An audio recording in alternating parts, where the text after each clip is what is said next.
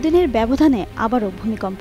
রাজধানী ঢাকাসহ দেশের বিভিন্ন স্থানে অনুভূত হয় কম্পন। আর এর উৎপত্তিস্থল নরসিংদীর শিবপুর। গত ২১ নভেম্বর ভয়াবহ ভূমিকম্পের পর এটি সপ্তম বার হিসেবে গণনা করা হয়েছে, যার মধ্যে প্রায় ৬টির উৎপত্তিস্থলই ছিল নরসিংদীতে। কিন্তু প্রশ্ন, কেন একই স্থানে বারবার হচ্ছে ভূমিকম্প?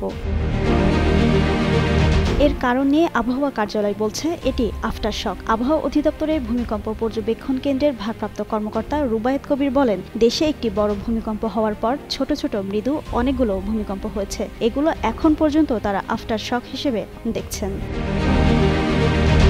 আফটার শক হিসেবে আরও কেমন ভূমিকম্প হতে পারে এ নিয়ে খোলাসা করেছেন তিনি। জানান, তাদের কাছে এমন তথ্য আপাতত নেই, তবে যেগুলো হয়েছে তা থেকে গবেষণা বলছে সবগুলোই আফটার শক।